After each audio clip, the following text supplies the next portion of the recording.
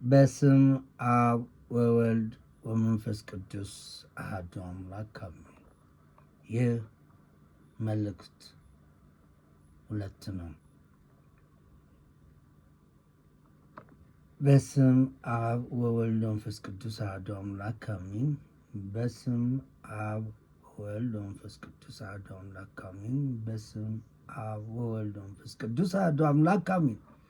በባህሪ ሞት በመንግስቱ ሽረት የሌለበት ቀድሞ ዓለም የነበረ ይህንን ዓለም በካህሊነቱ የፈጠረ በቸርነቱ ዓለምን ያዳነ በቸርነቱ የሚጠብቀን ፈጣሪያችን መድኃኒታችን ኢየሱስ ክርስቶስ ስለ ቸርነቱ ስላደረገልን የደህንነት ሥራ ስለ ትዕግሥቱ ስለ ምሕረቱ ሁሉ ከባሕሪ አባቱ ከአብ ከባሕሪ ሕይወቱ ከመንፈስ ቅዱስ ጋር አንድ ለምትሆን መንግሥቱ ምስጋና ይግባው፣ አሜን።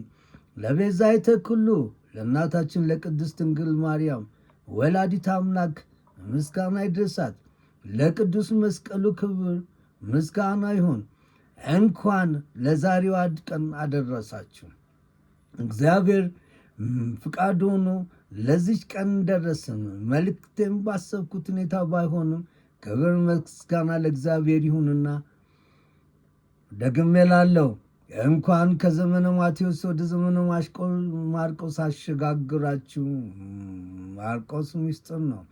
በዘመነ ዮሐንስና በዘመነ ማቴዎስ የተደረገው ቅብብል ነው ሲሆን ከዘመነ ማቴዎስ ወደ ዘመነ ማርቆስ የተደረገው ሽግግር ስለሆነ እሱን ወደፊት እናየዋለን። በዛሬ በዘመነ ማርቆስ አሁን ፊታችሁ አለው። ለእኔ ተናጋሪ አንደበት ለእናንተም ማስተዋል የታከለበት ሕዝነ ልቦና ፍቅረ ኢትዮጵያዊነት ይስጠልን ቸሩ መድኃኔዓለም። ልብ በሉ ወገኖቼ፣ እግዚአብሔር በዝምታ ውስጥ ሆኖ ይሆንን?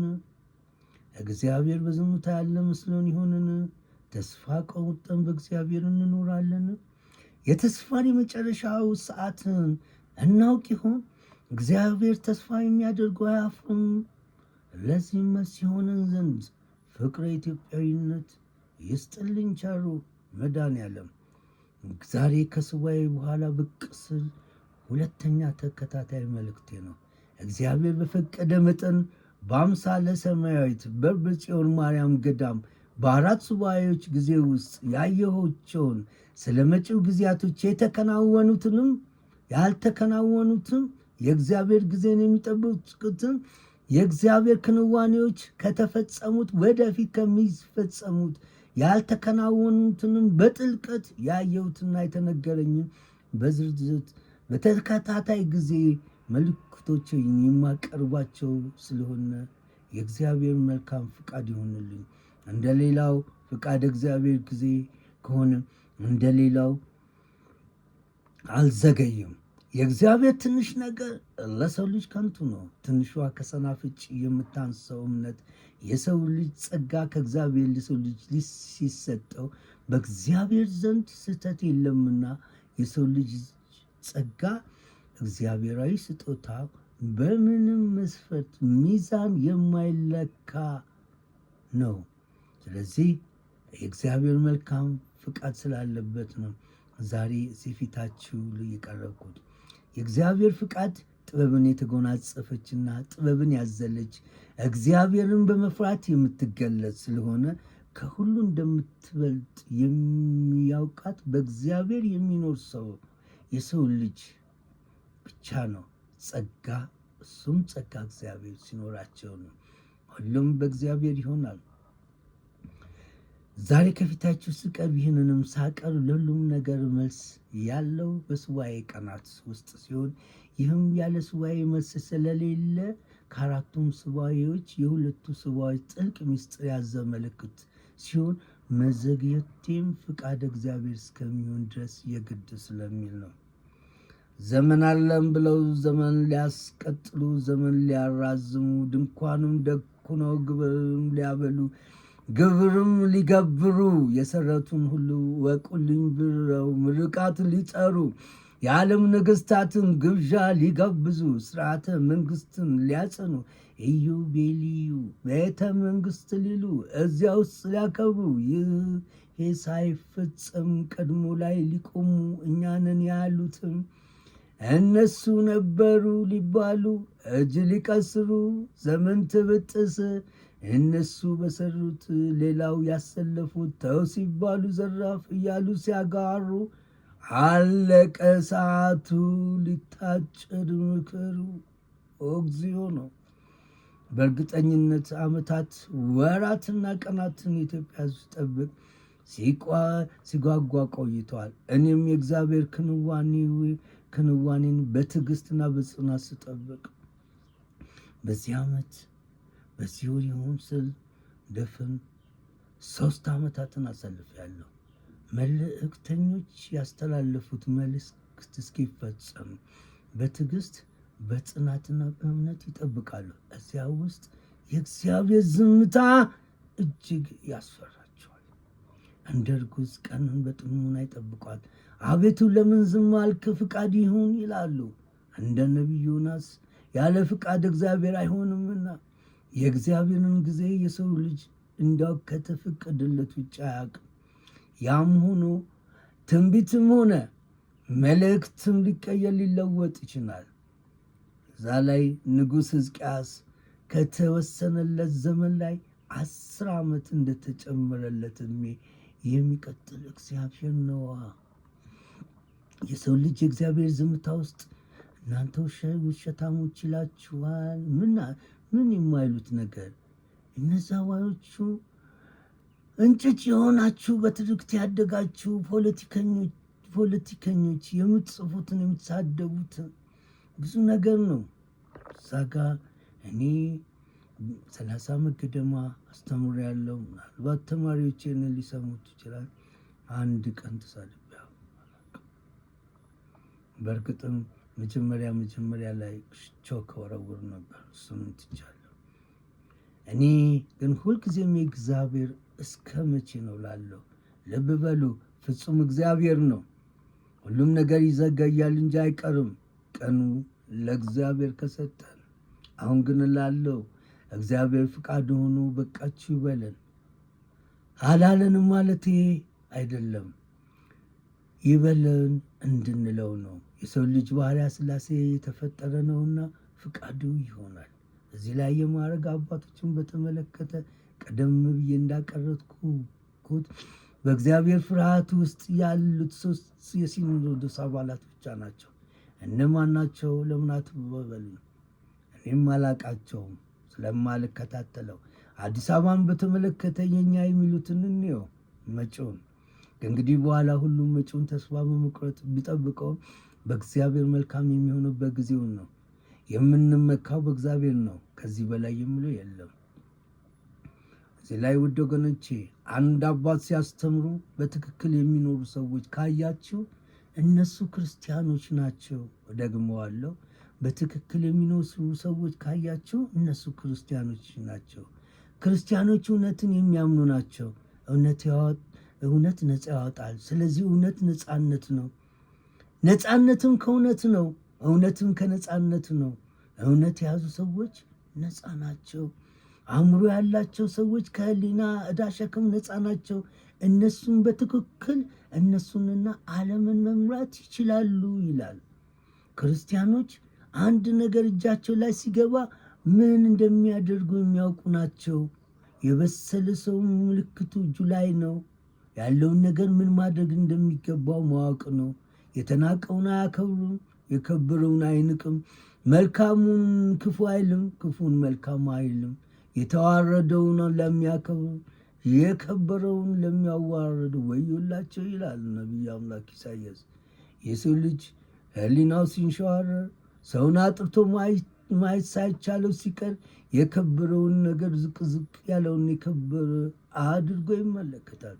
መጽሐፈ ሲራክ እንዲህ ይላል፣ ሀገር የምትታስመሰው በ3 ነገር ነው ይላል። ባለጌ ተሾመለት፣ ጅል ሰው ሀብት ያገኘለት፣ ጅል ሴት ባል ያገኘችለት ይላል። እዚያ ላይ ግን ልብ በል ወገኔ፣ ጥበብ ቤቷን ሰራች፣ 7 ምሰሶች አቆመች። የሚለውን ኃይለ ቃል ለሊቃውንት ልተውና በዚህ ዓለም በሀገሩ የነገሰ ንጉሥ ጸንቶ የሚኖረው ወይም የሚናደው በሰባቱ ዕለታት በሚሰራው ስራና በአራቱ ዓመታት ውስጥ ነው። ስራው መንግስቱን ያጽነዋል ወይም ያፈርሰዋል። ልብ በል ወገኔ፣ የእግዚአብሔርን ድንቅነት ስናይ እግዚአብሔር በስድስቱ ዕለታት ፍጥረታትን ፈጥሮ በሰባተኛው ቀን አረፈ። እግዚአብሔር ከትንሣኤ በኋላ ሰባቱን ቀናት በሁለት ቀዳሚና ተከታይ ሰንበት ሲያደርጋቸው አምስቱን ዕለታት ምስጢራዊ ጥበባት የሚታዩበት አድርጎ በአምስት ከፈላቸው። የዚህንም ምስጢር ለሊቃውንቱ ልተውና እነዚህ ምስጢራት በኢትዮጵያ ውስጥ እየተከናወኑ ነው። የእግዚአብሔርን ድንቅነት በኢትዮጵያ ሕዝቦች ውስጥ በጥበብ በጥልቀት ምስጢራዊ ነገሮች በፈጠራቸው ፍጥረታትና በሕዝቡ ውስጥ የምናየው በትዕግስት፣ በእምነት፣ በጽናት፣ በምግባር ጠንክረን ጊዜያትን ጠብቀን በመልካምነት ውስጥ በጾም በጸሎት በስግደት ተግተን በተስፋ የምንጠብቃቸው የእግዚአብሔርን ፍቃዶች ብቻ ነው። ፍሬዎች እንደ አትክልቶች ጥሬ ሆነው ተቀጥፈውና ተቆጠው በሰባቱ ዕለታት ውስጥ ብስልና ጣፋጭ ይሆናሉ። እዚያ ላይ ያለፉትን 7 ዓመታትን አየው።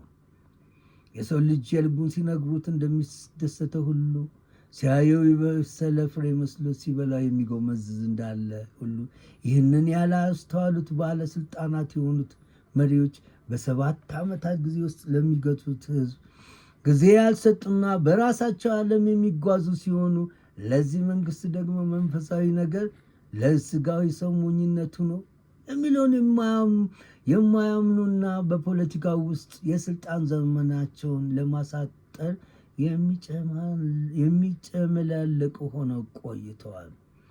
መሪዎች ቤተ ክርስቲያኗ አባቶች ስርዓት ማበላሸት ጊዜ ተሰጥቷቸው ነበረ። የሰው ከንቱ ምኞት ሳይኖር የነበረበት ሳይገዙ ይገዛበት አድርጋለሁ ብሎ እኖራለሁ በኃይል ዘራፍ ከኔ በላይ ማንንም እንዳላይ ብሎ ሲመጻደቅ ሰውነትን ክዶ በልቡ ተመርቶ እግዚአብሔር የማይሰማ መስሎት ትዕቢት ከወጠረው እብሪት ከነፋፈው እርሱን ፈጣሪ አድርጎ እሱ ከቆጠረው የፈጣሪን ዱላ ሁሉን ቻለው። በእኛ በደልና ክፋት በአማራ ሆድ አደር ከፍተኛ ባለስልጣናትና በአጃቢዎቻቸው ለወደለትና በገንዘብ በተገዙ እና አማራነታቸውን በምስር ውስጥ ወጥ በለወጡና ራሳቸውን በሸጡ ባንዳዎች እንዲሁም በቤተ ክርስቲያን ውስጥ በተሰገሰጉ የማዕረግ አባቶች ነን ባይ እርኩሰት የተነሳ እግዚአብሔር እንደ ሰው ለቅጣት የማይቸኩል ቢሆንም እግዚአብሔር በዝምታ ጊዜ ውስጥ ሆኖ የፈጠረውን ፍጥረቱን እየተመለከተ ጸጥ ረጭ ያለ መስሎናል። በትዕግስቱ ወዳጆችን ይመለከታል። እዛ ላይ ግን እግዚአብሔር ከሚፈሩት ከሚያከብሩት ከሚያመሰግኑት ዘወትር አይቀርም። የሰው ልጅ የሀገር መሪ በመንበረ ስልጣን ከተቆናጠጠ ጀምሮ በመንበረ ስልጣን ዘመኑ በተሰጠው የገዥነት ዘመንና ግዛት ውስጥ በሚቆይበት የእድሜ ቆይታ ጊዜ ውስጥ የሰለጠነ የስልጣን ዘመኑን ለማራዘም የሚፈጽመውን በደል የሚያደርገውን ግፍና የንጹሐን ግድያ እግዚአብሔር በዝምታ ውስጥ ሆኖ በሰው ልጅ እሱ በፈጠረው ፍጥረት ላይ የሚያደርገውን ክፉንም ደጉንም በሚዛን እየሰፈረ ስለሚቆይ ለዚህ ሁሉ እረኛ የሆኑት የኢትዮጵያ ኦርቶዶክስ ተዋሕዶ ቤተ ክርስቲያንን በስርዓት የሚመሩና የሚያስተዳድሩት የሲኖዶስ አባላት ለዚህ ሁሉ ነገር ተጠያቂዎች ስለሆኑ ሚዛኑ ወዴት እንዳጋደለና ማን በዋናነት ጥፋተኛ እንደሆነ የሚያውቀውና ፍርድ የሚሰጠው እግዚአብሔር ስለሆነ የእግዚአብሔርን ፍርድ ቅጣት ለእግዚአብሔር ልተወው። የቤተ ክርስቲያን አባቶች ልብ በሉ። መንግስት ለፈጸመው ለሚያስፈጽመው በደል ለተደረገውና ለሚደረገው ግፍ የንጹሐን ግድያ ቤተ ክርስቲያኗ ክብር ማጣትና ውርደት ለመመኑ ተስፋ መቁረጥ ዋነኛ ተጠያቂ ማን እንደሚሆን በምድር የእግዚአብሔር ፍርድ የለም እንደሆነ ለእናንተ ልተውና በዚህ ትክክለኛው የምድርና የፍርድ ጊዜ ለእግዚአብሔር የማይኖር እግዚአብሔር የማይኖር ከመሰለን የእግዚአብሔር ቅጣት ምድራዊም ሰማያዊም ስለሆነ ወደፊት የምናየው ይሆናል። ምእመኑ በስግደት በጾም ከመለመን ውጭ በእግዚአብሔር ስራና ጊዜ ውስጥ እግዚአብሔርን አድርግ ማለት አይደለም። ይሄ ጾመ ጽጌ ነው። ክርስቲያኖች በቀሩን ቀናቶች ትጉ። በእግዚአብሔርም በሰውም ተጠያቂ የሚሆኑት የኦሮሚያ ትላልቅ ባለስልጣን በራሳቸው እውቀት ጊዜ ዘመንን ያራዘሙና የሚያረዝሙ መስሏቸው የኦሮሞን ማህበረሰብ ከሌሎች ወንድሞቹ ጋር ለማቃቃር በተኬደበት ርቀት የባከነው ጊዜ በእግዚአብሔር የዝምታ ጊዜ ውስጥ ሆኖ አለቀ ማለት አልችልም። እግዚአብሔር ዘመንን በዓመታትና በቀናት ስለሚለካ እሱ አዋቂ ነው። በሰው ግፍ አድርጎ መኖር ሰውን ገሎ አይቻልም ብሎ አንተ ሟች አፈርን ሟችነት ረስተ ዘንግተ ሰውነት ዘንግተ ሕያዋንተን አርገ በወንበር የፋለከል በልቻለው ቅጣቱን የፈጣሪ በትር አቤት ፍጡር ሆኖ ሊኖር ተመጻድቆ በጀግንነት ሊኖር 10 ዓመታትን እንደፈለገ አስቦ ለ10 ዓመታትን ስናስቀጥሎ በግሉ ጠቅልሎ እኖራለሁ ብሎ እግዚአብሔር ሆይ ከላይ ላስቀሙት ነገሮች ሁሉ ባስተላለፍኳቸው መልእክቶች ውስጥ ስላካተትኩት ሰሚው እንዲያስተውል ፍርድ በራሱ እንዲሰጥ ለሰሚው እኔ ግን ስለ ሁኔታዎች ክንዋኔዎች የተነገረኝን ያየሁትን ሁሉ ባስተላለፍኩት በጻፍኳቸው ጽሑፎች ውስጥ ራሴን ማንም ብዬ ጠይቄና ተመልክቼ ሰውሚው እንዲያገናዘብ በማስተላለፋቸው መልእክቶች ደጋግሜ ሳቀርብ አድማጭ ምን ያህል ማስተዋላችን እንደተወሰደ ልብ ልንልና ልናገናዝብ አልቻልንም። የጊዜና የዘመን ሁኔታና ድርጊቶች እውነታው ያለው እግዚአብሔር ጋር ነው። የእኛ የጥያቄዎች መልስ የእግዚአብሔር በዝምታ ውስጥ ሆኖ የዘገየ የሚለው የሰው ልጅ ድምዳሜ መልእክቶችን በጥልቀት ሳንረዳና ምስጢራዊ ክንውኖች ውስጥ ያሉትን ነገሮች የእግዚአብሔር ሕግና ትእዛዝን በትጋት በማስተዋል እንዳልተገበርናቸው እንረዳለን። ልብ በል ወገኔ፣ ፈጸምነው አልፈጸምነው እናስተውል። እግዚአብሔር እረኛዬ ነው፣ የሚያሳጣኝ የለም። በለመለመ መስክ በንጹህ ወንዝ ዳር ይመራኛል ይላል አምላክ ዳዊት። አንድ መልእክተኛ መልእክቱን ሲያቀርብ እኔም በተከታታይ ያቀረብኩት ሲሆን እዚያ ውስጥ ለዝምታው ዋናው ቁልፉ ከጾም ከጸሎት ከስግደት ውጭ መሆን ነው። የአባቶች ስህተት ነው። ለነነዌ የተሰጠው ቀነ ቀጠሮ ለእኛም ተሰጥቶን ነበረ። ለእስራኤላውያን የተሰጠው ፍቃድ ለእኛም ተፈቅዶ በዚያ ጊዜ ውስጥ ነው የታዘዝነው። ፈጽመን ይሆን? ወደ ምልክቶቼ ልመልስና የመጨረሻ ምልክቶቼ ባስተላለፍኳቸው ውስጥ እንግዲህ በዘመንና በጊዜ ቁማር በዲሞክራሲ ሽፋን የስልጣን መሪነቱን ቦታ በፖለቲካ ተቋም ወጣው መንበረ ስልጣን የያዘውን ራሳቸው ንጉሥ ያደረጉት መሪዎች በስራቸው የሾሟቸው ሽማምንቶች የከለከሏቸው የድርጅት አባላት መሪዎች የሆነው ንጉሥ መሪያቸው የሆነውን ንጉሥን የተከተሉ ሹማምንት ሰውነታቸውን ከሰውነት ስለለየባቸው ምን እንደምል አላቅም። እግዚአብሔር ዘመንን በዓመታትና በቀናት ስለሚለካ አዋቂው እሱ ነው። እንደ ሳኦል ሆኖ ለመንበረ ስልጣን ተብሎ የፈሰሰው የንጹሐን ደም እልቂትና ረሃብ፣ ርዛትና መፈናቀል፣ ስራ ማጣት፣ ድካምና ጥረት፣ ፍርሃትና ድንጋጤ በተለይም በሕፃናትና በአዛውንቶች ላይ የተደረገው ጭካኔ፣ ግፍና በደል፣ እልቂት እግዚአብሔር አላየውም ይሆንን? እግዚአብሔር ዝም ሲል የማያይ መስሎናል። ንጉሱም መስሎታል። ደግሜ ነው አባቶች አጥፍተው ይወቁት ብሎ ነው። አባቶች አጥፍተው ይወቁት ብሎ ነው። አባቶች አጥፍተው ይወቁት ብሎ ነው። የሮማን ዛፍ የሆነው መንግስት የማያውቀው አንዳችም ነገር ሳይኖር ድርጊቱ አልተፈጸመም።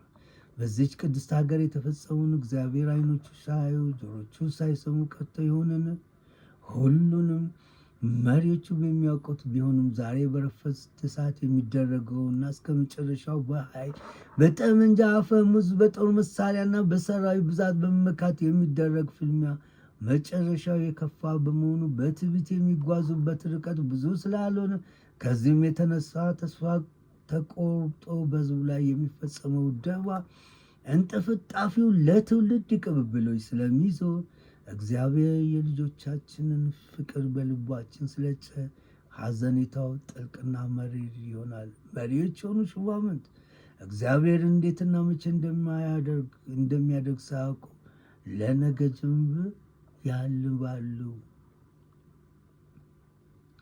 ኢትዮጵያ ትንሣኤ ሲባሉ ብዙዎች ቃሉን እንጂ ምን እንደሆነ የተረዱ አይመስለኝም።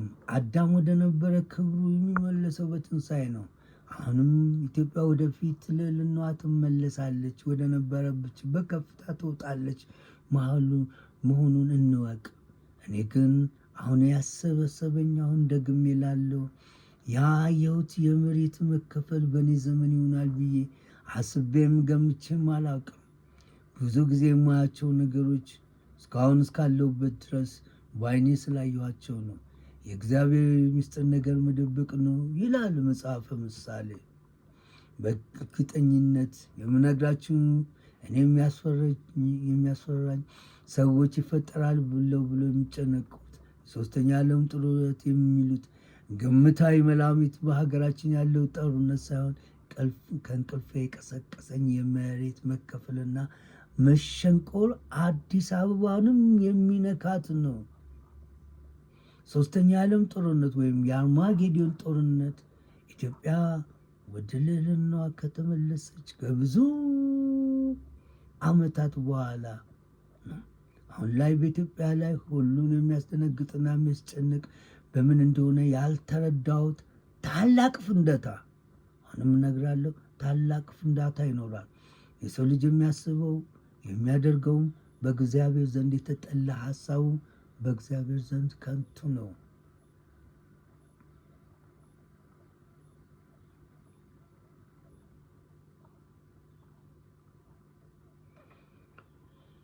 እዛ ላይ ልበል የእግዚአብሔር ምስጢር ነገር መደበቅ ነው ይላል መጽሐፈ መክብብ። በምስጢር በተሞላች ሀገር እየኖርን ይህ ሊሆን ይችላል ብሎ መገመት አላዋቂነት ማሳየት ነው። እዚህ ላይ ኢትዮጵያ ልብ ልንል የሚገባ አንድ ነገር አለ። እሱም ንጉሱና ከንጉሱ በኋላ ስልጣኑ ወንበር የያዙ መሪዎች ሹማምንታቸው ለሕዝብ ያሉትና እየሆነ ያለው በፍጹም የማይገናኝ በመሆኑ መንግስት ነኝ የሚለው አካል አሁን ላይ የደረሰበት ደረጃ ባልደረሰ ነበር። በተለያየ ሚዲያና በራሴ ቻናል ባቀረብታቸው መልእክቶች ንጉሱ ስልጣን ወንበር ከተቀናጠጠ በኋላ ደግሜ የኢትዮጵያ ኦርቶዶክስ ቤተ ክርስቲያንና አማራውን አትንኳቸው፣ የሲኦል ደጆች አይችሏቸው ብዬ ነበር። እዛ ላይ ልብ የምንለው ነገር ሰሚ አለ በሀገር በሚለው ሰሚ ሀገር አለ በሀገር በሚለው በቅን ያስቀምጫለሁ። ይህም የኢትዮጵያ ኦርቶዶክስ ቤተክርስቲያን አማራውን መንካት ሊያስከትል የሚችለውን መዘዝ በአብዛኛውን መልእክቴ ውስጥ ተካተዋል። አሁን ላይ ራሳችሁን ወደ ኤርትራ ሊያስጠጋችሁ ያላችሁ የኦሮሚያ ጥቂት ትላልቅ ባለስልጣናት መድረሻችሁን ያመቻቻችሁት ስራ ላይ ብትሆኑም ከንጉሱ ዘመን የከፋ ይሆናል መድረሻችሁ። አሁንም ደግሜ እላለሁ፣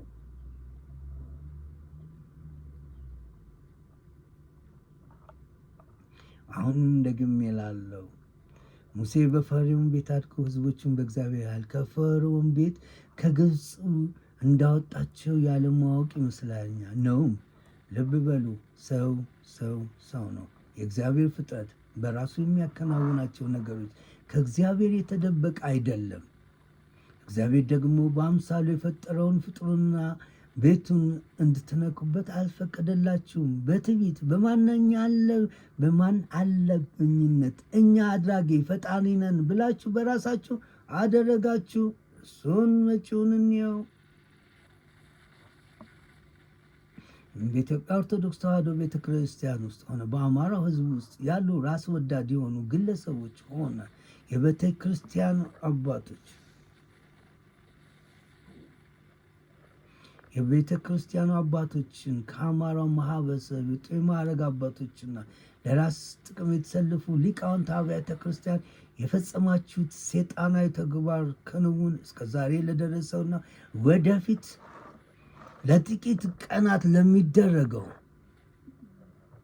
ለሚደርሰው ጥፋት በእግዚአብሔር የሚሆነውን ይህች የእንግድነት ዘመንና በመሪዎች ደግሞ የወንበር ዘመን የሞት ስለት ዘመን ነው። ዘመን ነቀመሩ በተጠናቀቀበት ሰዓት ዘመን መጨመር አይቻልም። ኢትዮጵያውያኖች ግፍና በደሉ ግድያ በውይይት ምክክር ወይም በንግግር ይፈታል ብለው ማሰብና መተማመን ሞኝነት ነው። እየገነፈለ ያለን ነገር እሳት እያነደዱበት ብረት ማለት ምን ማለት ነው? የማይጠፋት አቀጣጥለን ቤንዚን የሚጨምር ዘመን ውስጥ ራሳችንን ከተን እኛ የምንፈልገው እስከምንፈልገው ዓመት እናከናወናለን ብሎ ማሰብ ሰዋዊነት ይሆን?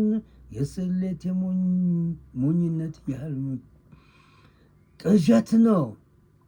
ብዙ ጊዜ ሰኔና መጋቢት የካቲትን ደጋግሜ ገልጫለሁ። እዚያውም ውስጥ ተደጋግሞ 24ኛው ቀን ተጠቅሷል። ይህንንም ሚስጥር ለሊቃውንት አብያተ ክርስቲያን ልተውና የኢትዮጵያ ኦርቶዶክስ ተዋሕዶ ቤተክርስቲያን ሊቃውንት ብዙ የሚሉን ነገር አለ ስለ ወራቶቹ። እኔ ደግሞ ኢትዮጵያ በ3 ምስጢራዊ ወራት የተቋጠረች ናት። ልብ በሉ። ታኅሳስ ደግሞ የክረም መበጠሻው ወይም ማጠናከሪያው ለእኔ ኃጢአተኛ ጭንጋፍ ለሆንኩት እግዚአብሔር ገልጾልኛል ስል ቅዱስና ጻድቅ ነኝ ማለት አይደለም። ፍቃዱ ሆኖ ነው። እዚያ ውስጥ እጅግ የሚያስፈራኝ የሚያሳስበኝ አንድ ነገር አለ። ይህም በቅርብ ጊዜ ውስጥ የኢትዮጵያ አካል በሁለት መከፈል ወይም የመሰንጠቅ ጊዜ ነው። በከተሞች የሚታየው የመሬት መደርመስ እና መሸንቆርን የመሬት መንቀጥቀጥ ይቀጥላል። እዚህ ላይ የአቶሚክ ኃይል እንገነባለን። የመሬት መንቀጥቀጡን ምን እናደርገው ይሆን? የመሬት መሸንቆሩንስ? በኢትዮጵያ ውስጥ ከአቶሚክ ኃይል በላይ ያሉት የከበሩ ነገሮች የት ይድረሱ? እንግዲህ ውድ ወገኖቼ ጊዜውን ፈቅዶ ለዚህ ሰዓት ለዚህ ጊዜ ያደረሰኝ እግዚአብሔር ክብር ምስጋና ይድረሰውና ይህ ክፍል 2 መልእክቴ ነው። ላይ ብዙ ምስጢራትን በዚች ባጭር ጊዜ አቅርቤያታለሁ። እግዚአብሔር ፈቅዶና ወዶ ለ3ኛው መልእክቴ የዛ ሰው ይበለኝ። እስከዛ ውድ ወገኖቼ ቸርን ሰንበት። ክብር ለአጋዕዝተ ዓለም ሥላሴዎች ይሁን። አሜን።